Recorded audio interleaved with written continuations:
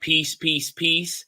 This is Marcus Sankofa Nix here with the History Heals Talk Series. We are back at you yet again for another episode number 3 of more empowerment, more healing, more community, and more resources and support to push forward the conversation to normalize wellness, health, bringing into the fold history as part of that, and much more. So definitely glad that you all are tuning in with us. Here, our slogan and motto is learn from the past, heal for the future. And so I'm the host here, Marcus Sankofa Nix, History Heals Consulting. This platform here is provided by that business entity, and yours truly is the founder. And the main focus is to be a business devoted to supporting K-12 educators, educational institutions, or groups in general in the area of mental health and wellness through the lens of African-American history and culture. So with that being said, I know the school has just started in many regions geographically all across the country.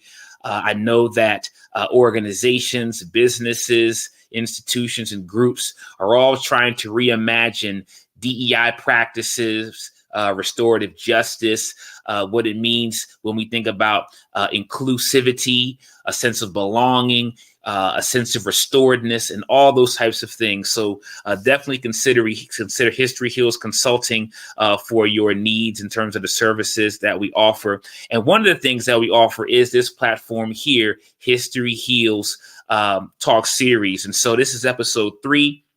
And so just know when you tune in on a regular basis, and we're going to continue to have these sessions, these episodes, these conversations, these dialogues, you're going to get a therapeutic conversation that blends history, mental health, and present day topics and issues. Also, my endeavor and aim is to provide practical wellness strategies that can be implemented day to day, valuable resources to aid and support mental health and wellness, and understanding how African-American history and culture is infused and brought into that, and also an extended family and an extended community. And so with that being said, today we're going to be rocking just be myself and I. But for the most part, when you tune in, you're going to hear the likes of myself, along with some other guests and family members and those who I'll be dialoguing with, conversating with, and just having these rich therapeutic discussions about healing and how African-American history and culture can inform that. And so, as I often like to do to get things jump-started for our conversations, I wanted to use a quote to frame and to give some grounding for our conversation for today. And this quote is from Dr. Joyce King, the historian, author, and professor, who says these words, quote, "African-American experiences serve as a pedagogical tool and an educational model indispensable not only to heal the Black community, but also for the health and wellness of everyone in this society. a society traumatized from emotional and spiritual racial domination. So when we think about that quote, when we think about healing, and when we think about history, and when we bring the two together, this quote can remind us that this healing process, as we use the lens of history and as we look to the past to inform our future actions, we all, not just African Americans, those of African descent, Black folk, but all people can be empowered, can be healed, and can really be transformed through the lens of African American experiences. There's many lenses and ways in which we can analyze stuff, critically examine things, but one of the things that I have come across in my research as an educator, as a teacher, as a researcher, as a curator in a museum, doing a lot of community work, is that the historical experiences of African Americans definitely give us an entry point to really understand really what it means to perhaps be marginalized, disenfranchised, pushed on the perimeter, dealing with racism and hostility, and looking at those experiences. Not that those experiences solely have to define African Americans, but looking through those lenses and those experiences, also seeing the perseverance, also seeing the resilience, the overcoming, the tenacity. These can be lessons of empowerment, not only for Black folk, but they can be lessons that we can extract from those experiences that could apply to all people, all ethnicities, nationalities, experiences, and walks of life. So for today, we'll be talking about a phenomenon, a thing that is something that affects all people from all backgrounds and all walks of life. We'll be dealing with the topic for today: healing grief and finding new meaning through the lens of history.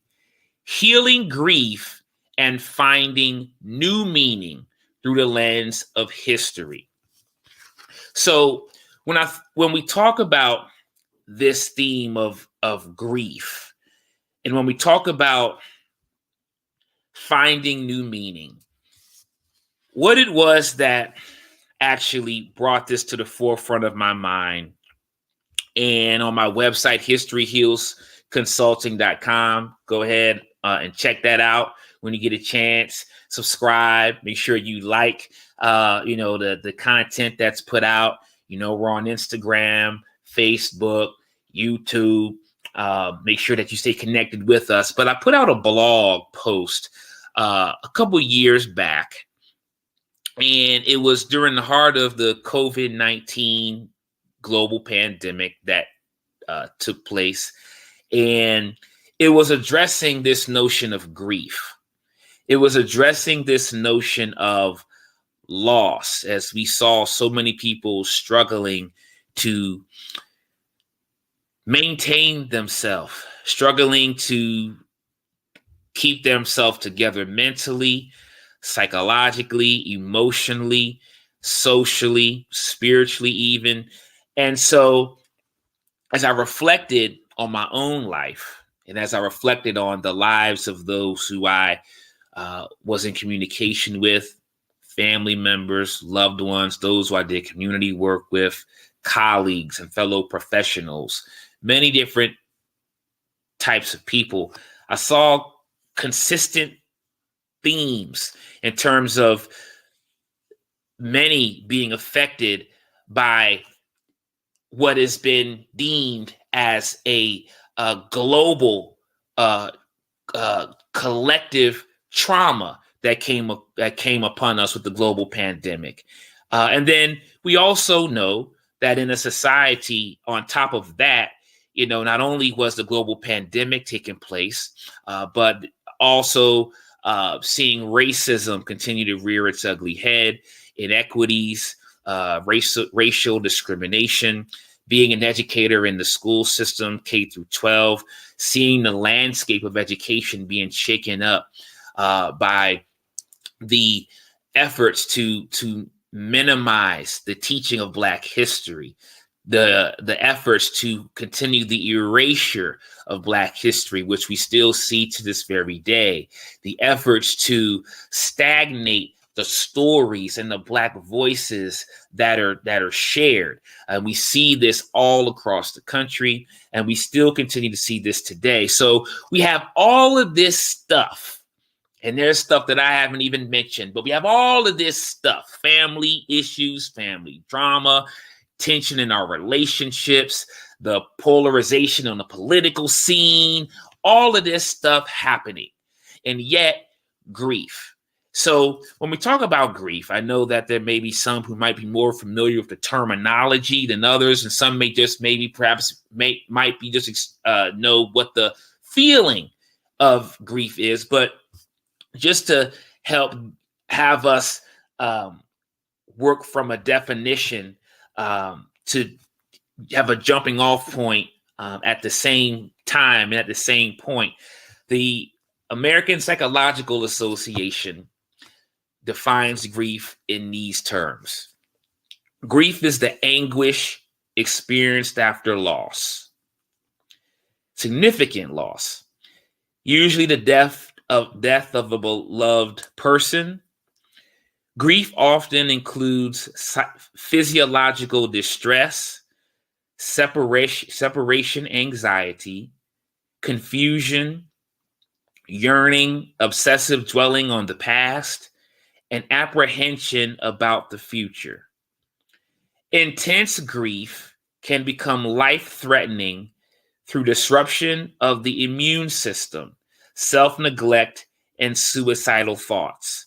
So we may not even think about this on this level. And I think about books such as The Body Keeps the Score, which is a book to check out.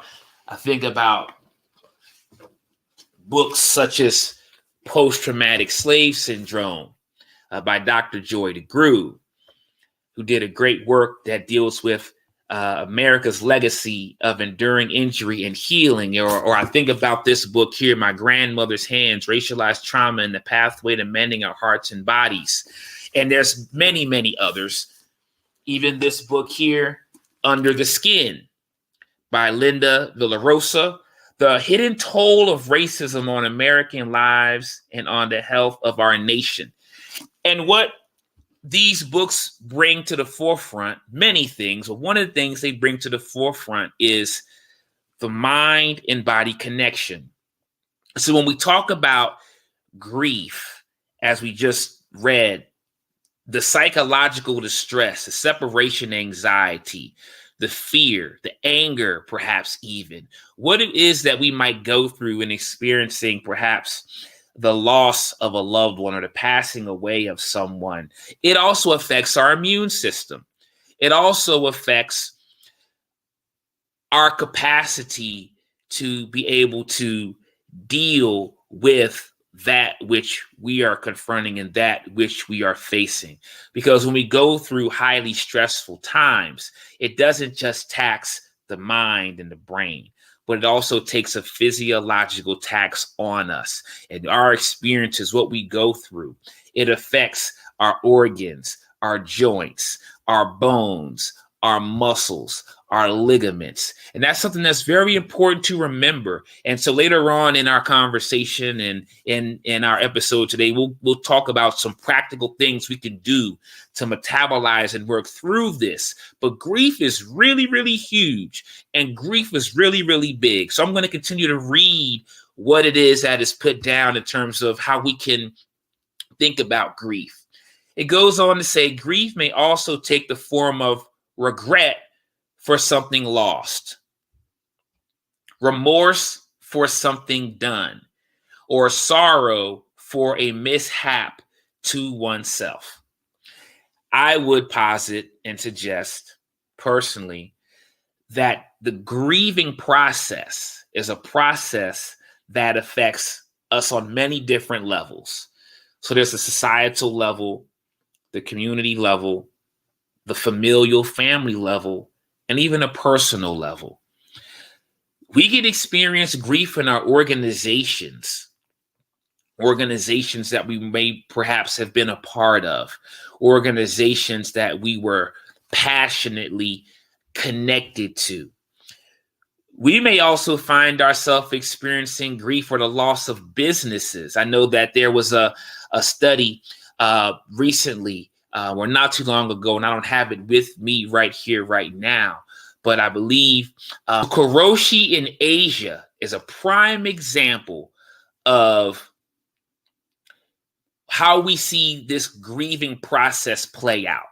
And we know that grief can affect us in different ways on different levels, depending on who we are. But what took place was so many individuals working so hard into their business, into their job, grinding, working tirelessly, working, pushing till something had to give. And whenever these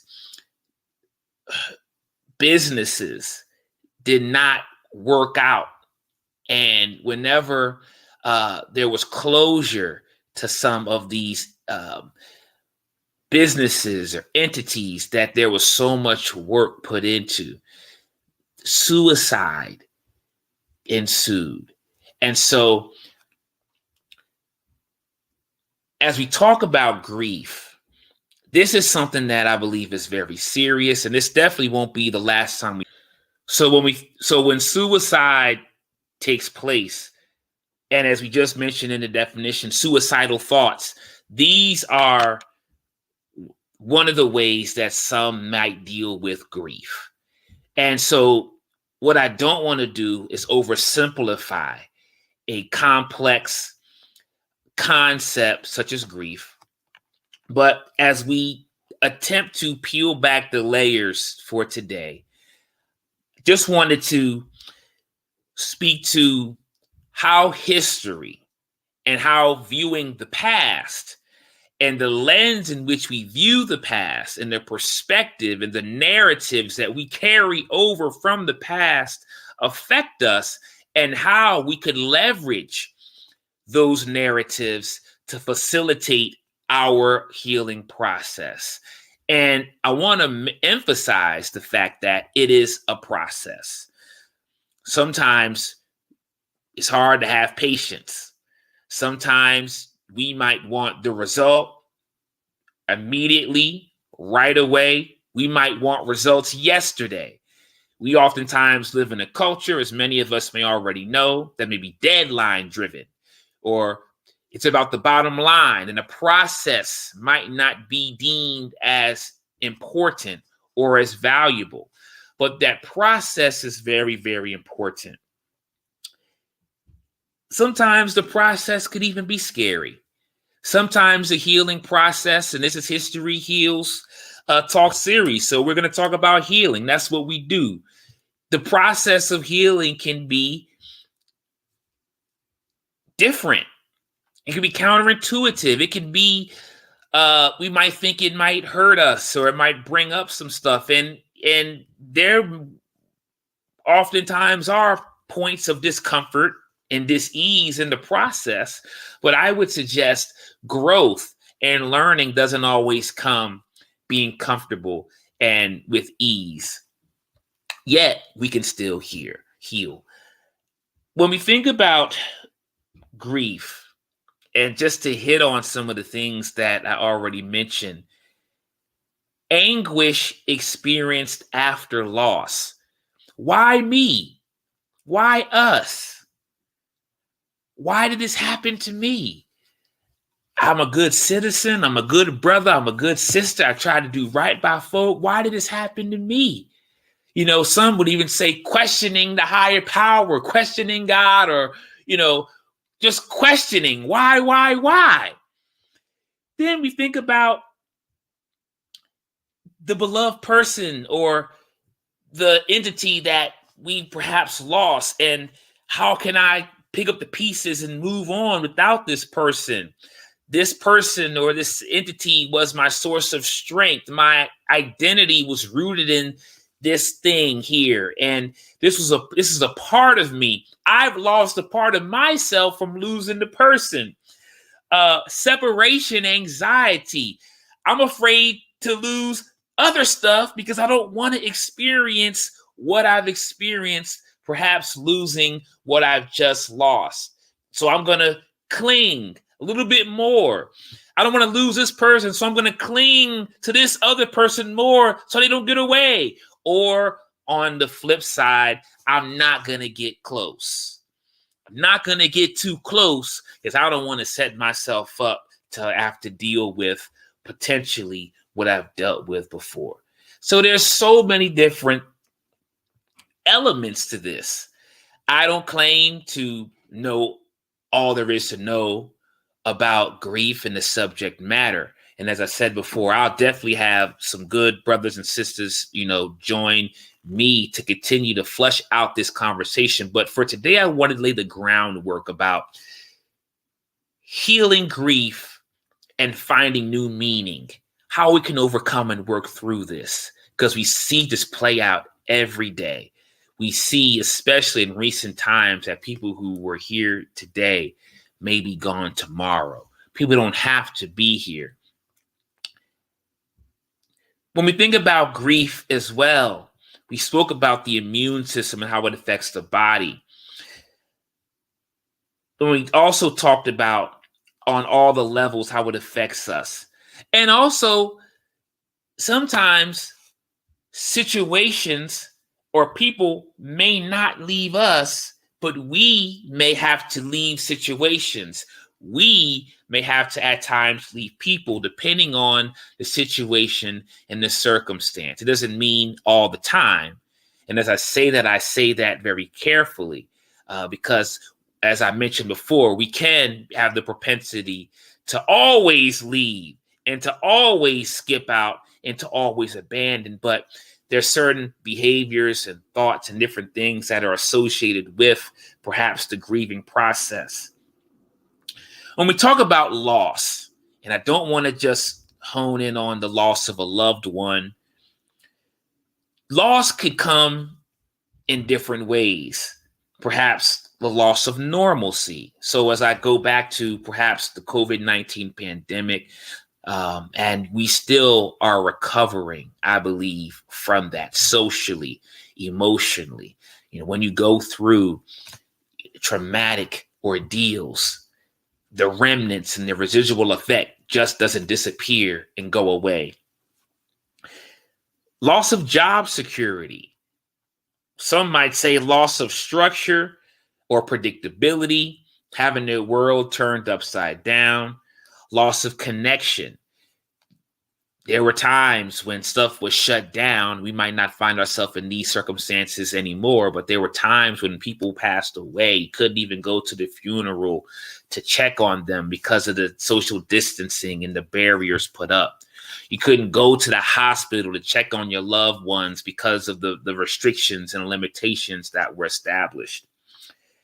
Perhaps not coming together with people in ways that we might have before because of the threat of getting sick or getting ill, differing views, and all of these types of things. Loss of housing, personal touch, connection, as I mentioned, a sense of safety, personal space. As an educator, one of the things that I caught wind of and began to understand more and more that everybody, all my students didn't have a safe space called home to retreat to under such circumstances when things were shut down and closed down. Mobility, being able to be mobile and to move about and having that liberty. And oftentimes we can take things for granted. And so when we talk about even grief and loss, through loss, I believe we can cultivate a renewed sense of gratitude and appreciation for life. Loss of energy, loss of health. One of the hardest things I believe, is to see a family member who we love be on the decline health-wise, or perhaps ourself being in a certain condition health-wise, and then perhaps be on the decline. How do we deal with that change? For many of us, change in itself might be difficult. How do we deal with the declining of our health, of our wellness? And there are things that we can do because we do have agency. We do have the capacity to influence our outcomes.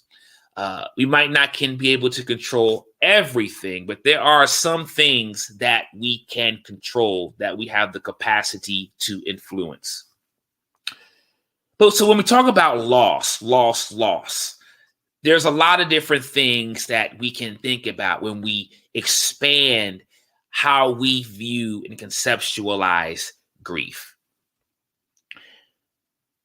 But when I also think about grief from another perspective, through narrative therapy, even, shout out to my brother, Dr. Dennis Asar Winkler. He'll be on the platform joining us in the next coming episodes. But he put me on to this notion of narrative therapy, and I've also heard about it, here and there in different places and different areas. But we can take our experiences and we can reframe how we view the experience. It doesn't mean that we can get rid of what happened. I would suggest that it might not be the best thing to ignore what has happened. But when we think about the stories that we have internalized, the memories, or how we perceive those memories of what has happened and what has been internalized, we can have a new way of looking at it. And that's what I mean when I speak about finding new meaning. So counter narratives, strength-based approach. So one of the things that I discovered was when the pandemic happened and when individuals were passing away, individuals were getting sick, getting ill. And it wasn't just from COVID, it was from all different types of things. And I know some might have been like, COVID, wasn't all that they said it was. I didn't get caught up in all the hype. And that's fine. But what I found out in the field, even at the museum where I showed people around and gave tours and educated the community with the exhibits that were set up and established, I found that, and the research supports that, individuals started to do more family history research. Individuals started to do more genealogy. They started to do it because the loss of life helped them have a renewed appreciation and gratitude for life itself. So whether it was Ancestry.com and newspapers.com and Family Search and, talking to kinfolk and loved ones, and at the cookout, having a few questions for Uncle Joe, and, family reunions, or even having family reunions. One of the things that I did, even as the pandemic ensued, was have a Zoom call. I have a couple Zoom calls, and I brought my family and loved ones together because I had folks on the West Coast, I had folks on the East Coast, folks that was up north, folks that was down south. And it's so easy to get caught up in our own bubble of survival. And when we can be able to come together and connect and share our story and be transparent and be vulnerable, there's healing power in that alone, because we'll realize we're not by ourselves. We can realize we're not alone in this struggle. And when we can connect with other people and relate to other people and realize we're not alone, that's therapeutic in and of itself. But when we talk about cognitive restructuring and cognitive reframing, that is powerful. As I mentioned, the research supports there's been a spike in family history, genealogy. Some have started focusing more on their health, exercising more, jogging, doing yoga, paying attention to how they eat, all of these types of things. So things can happen, but how do we respond? How do we respond to these things? As we even go back into history, as we even take a look at some case studies in history, we look at, for example, Maya Angelou, the poet, the writer, the actress, the person who was known all across the globe, the ancestor Maya Angelou. Well, her story was as such where she experienced abuse at the young, tender age that she was. And so as she went through that period, it's been said that she went mute and went silent for years upon years upon years. But then eventually she developed the capacity to pick up the pen or the pencil. And she ended up writing. And she told her story. She released and got it out. And that, amongst other things, was a viable tool, a vehicle that propelled her to heal. It was a vehicle that facilitated her healing process, her restoration process. It helped her become whole again. We think about Frederick Douglass, who was a native Marylander, where I'm from, Maryland. We think about him born into enslavement. We think about him not having many rights, opportunities, advantages, and privileges. We think about him being denied opportunities to read. We think about him going through the process, the psychological experience of being chattel, of being property, of belonging to someone. And so he ends up developing this desire to read. And this, as the scholars and as the history books, as it said, one of his biggest desires was the capacity to read and learn. And so the mistress of the person that owned him tried to teach him how to read. And once that was discovered, he was banned from being able to read. And so as we look and see what's happening with history today and bannings and blockings of history, if we pay attention, what's happening today is nothing new.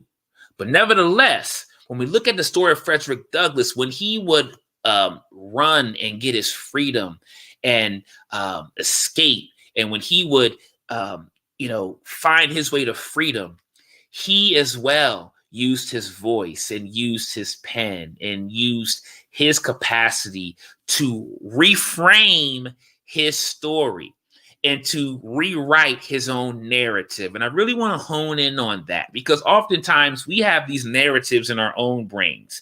We have these narratives in our own mind in the form of self-talk. And this could be stuff that we've internalized. I'm not good enough. I'm ugly. I'm inferior. I'm not capable of this. I'm not confident to do that. So these narratives show up in many different ways in self-talk. And oftentimes we are hard on ourselves. And even as we talk about grief, we'll beat ourselves up. I wish I would have did this. I wish I would have did right by such and such. I wish I would have. I wish I would have. I wish I would have. I should have did this. I should have done that. And maybe there were some things that we could have done different.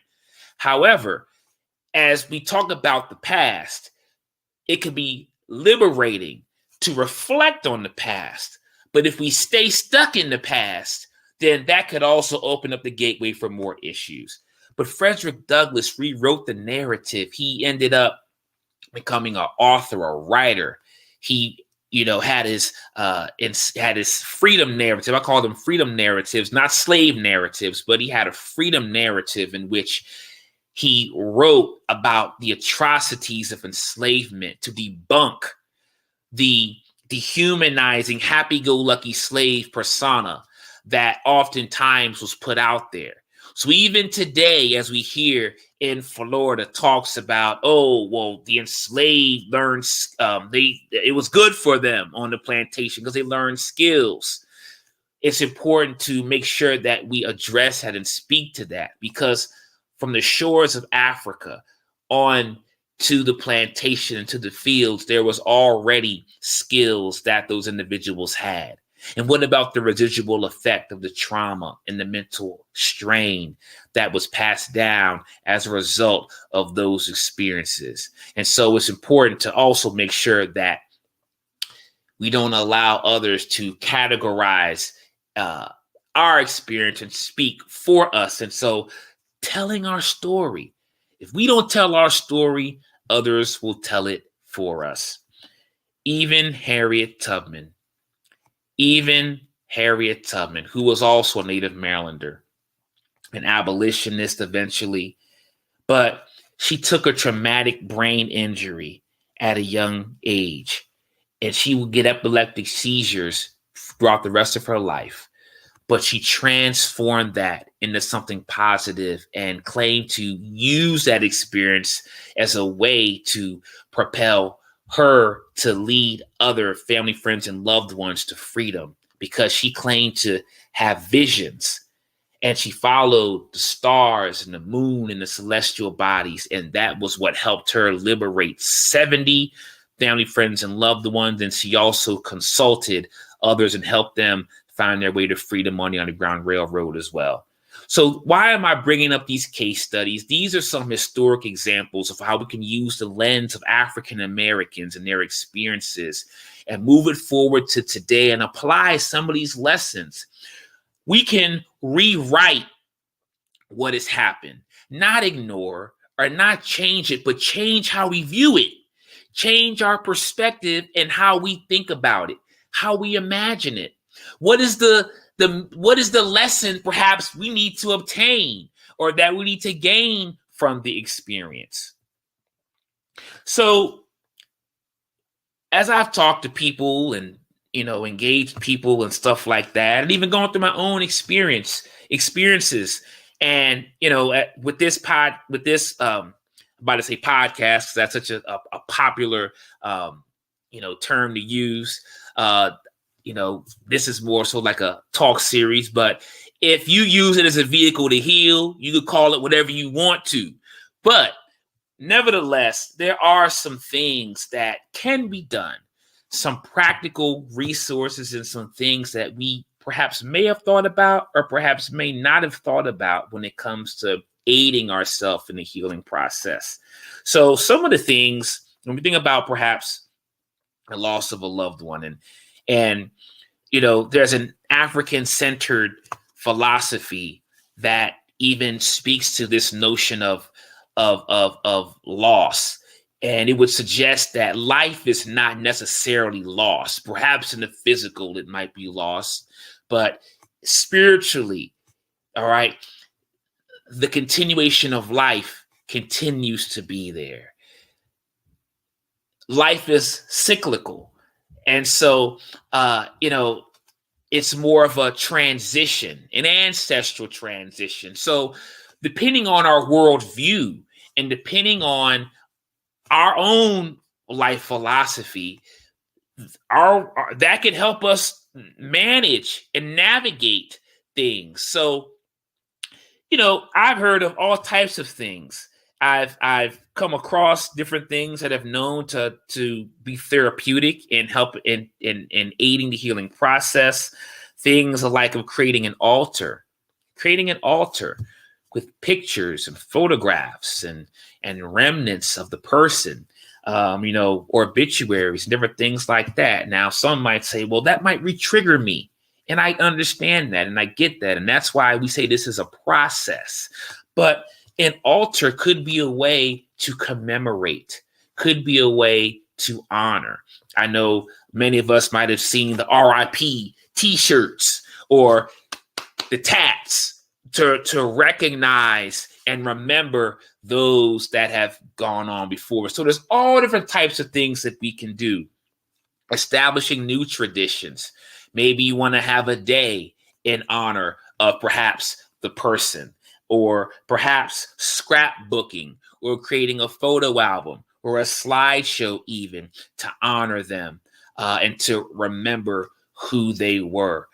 Perhaps even visiting grave sites, perhaps to bring closure.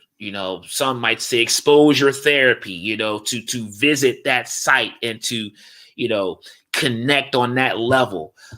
Grave sites is something that could potentially be that thing. And it doesn't have to be one thing, but it could be a multitude of different things working together simultaneously. Using your social media platform. So now we have technology and all different tools at our disposal. So perhaps you might want to use your platform and our platforms. I would say we have all types of platforms. We have all types of ways that we can influence and inspire people socially.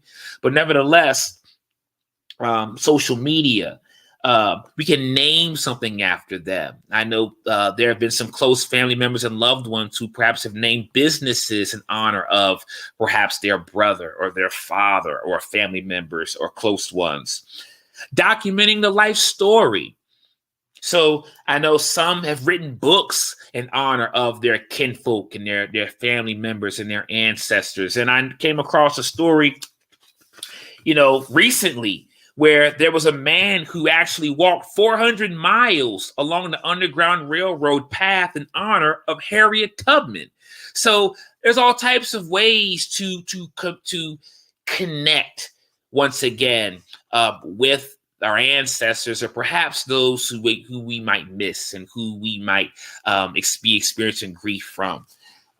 There's a book that I have here as well, too, called Sleeping with the Ancestors, How I Followed the Footprints of Slavery. Now, this book here is a book that I've enjoyed reading, and I'm still going through it. This book here is not necessarily meant to be a spooky book, Sleeping with the Ancestors, but it's meant to just also reflect on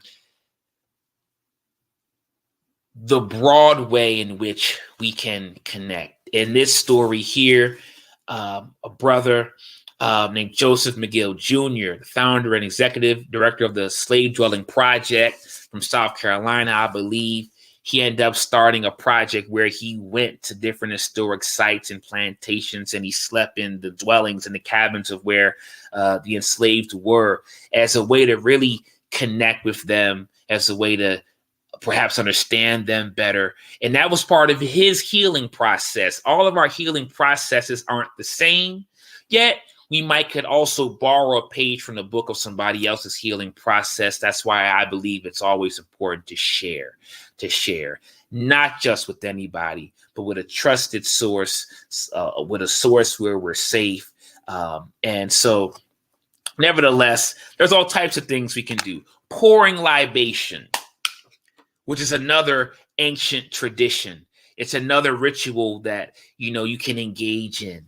You say your names of those that have gone before. Say their name, keep their memory alive, keep their essence continuous, keep it going.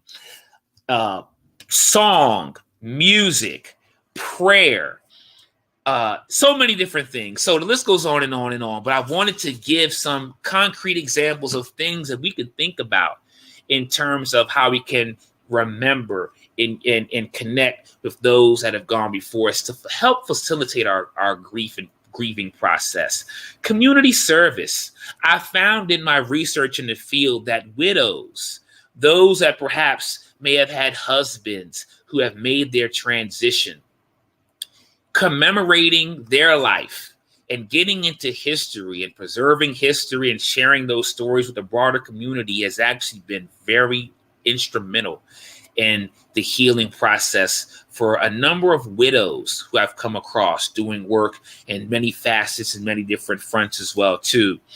When we think about all this healing process and grief, and these are just some reminders, and some of us may already know about these things. Some of us may be already doing these things, but CBT, cognitive behavioral therapy, group counseling, group therapy, getting rest, sleep, that's a huge thing for our community. And I would even go as far to say for people in general, getting rest. It's good for the mind. It's good for the brain.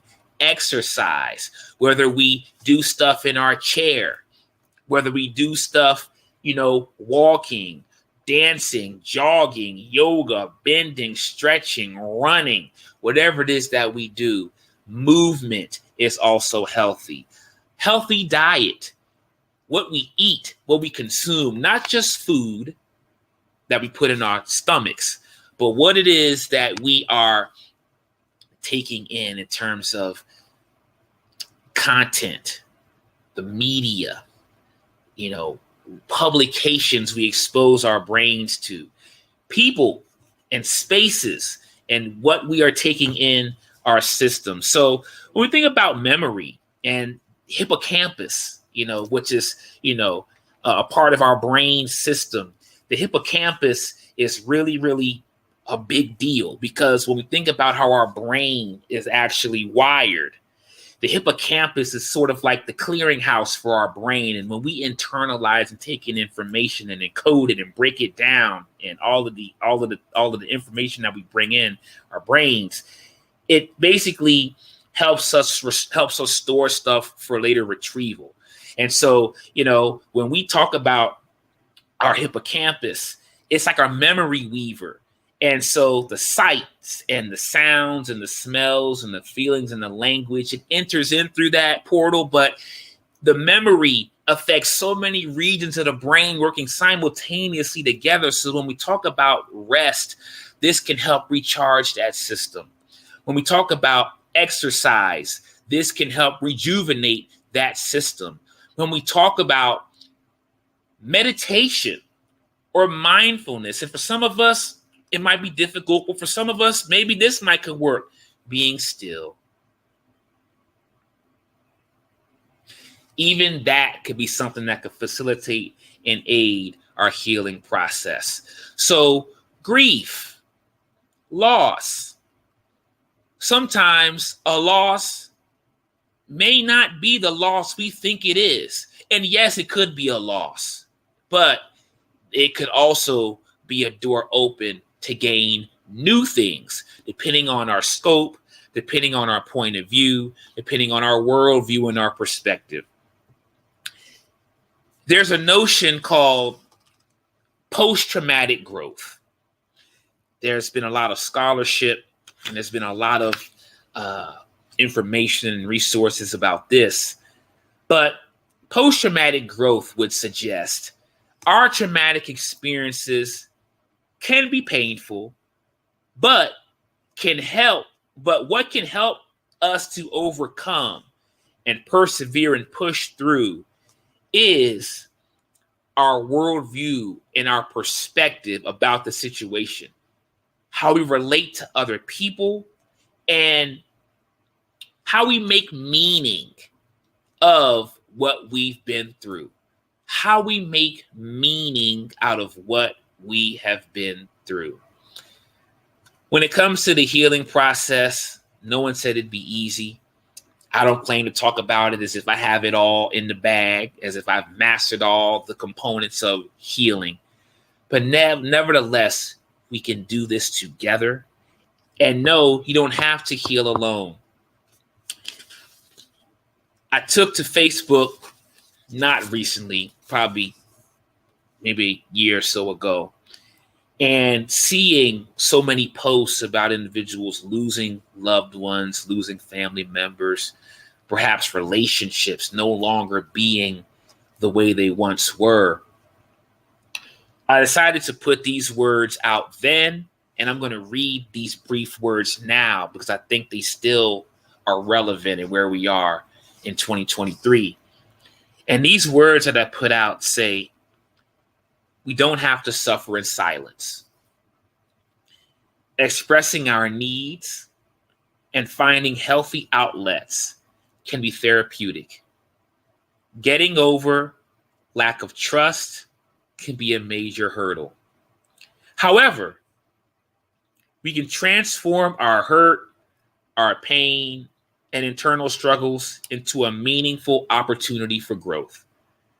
We have the awesome ability to create or recreate our own narrative each day as makers of history.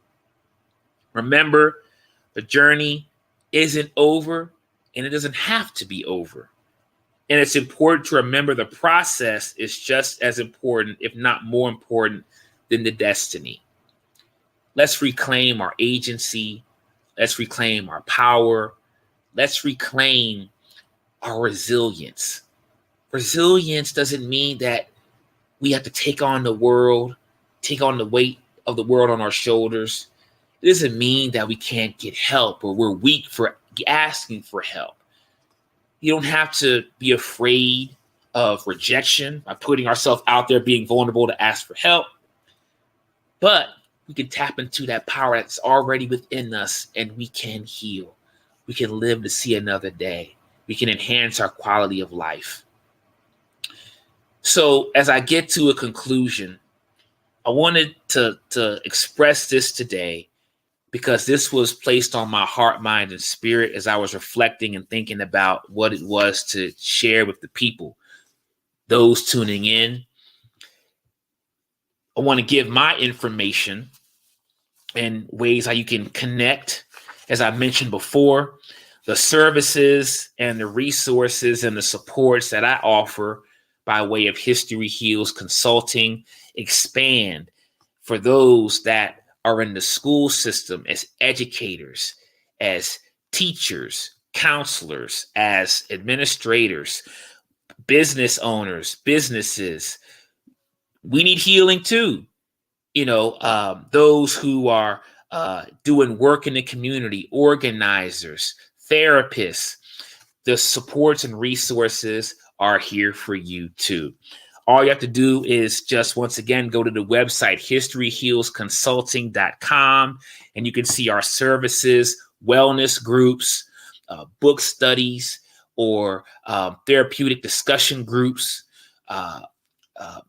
all types of supports, workshops, trainings. These are supports and resources available. You can also hop on Instagram at History Heals, Facebook at History Heals Consulting. I'm on X, formerly known as Twitter, at History_Heals. LinkedIn, you'll see the History Heals Consulting page there. And you could also get at me directly by way of my email, info@historyhealsconsulting.com. So there's a number of ways to get in contact with me if you want to follow up to perhaps ask a question, get more resources or insight as to what was discussed. Continue to connect with us and follow our shows. We're going to continue to provide therapeutic content because this is a healing space, it's a healing community. And so this is episode 3. Episode 3, we have a few down, but a lot left to cover. So please continue to stay connected with us. As always, want to give a shout out to Brother John Logic, who is behind the scenes doing this thing, making it happen so we can have this platform. So with that being said, much love and peace to all tuning in, local, near, and far, catching this episode, staying plugged in to the History Heals Consulting talk series. Appreciate you. We can heal. And remember, with new meaning and with a different way of viewing the past, we don't have to be a prisoner to grief. We could go through this process. We can come out on the other side better than we were than before we went through what we went through before. With that being said, have a great rest of your day. I'm signing off. Peace. Catch you on the next episode. We out of here.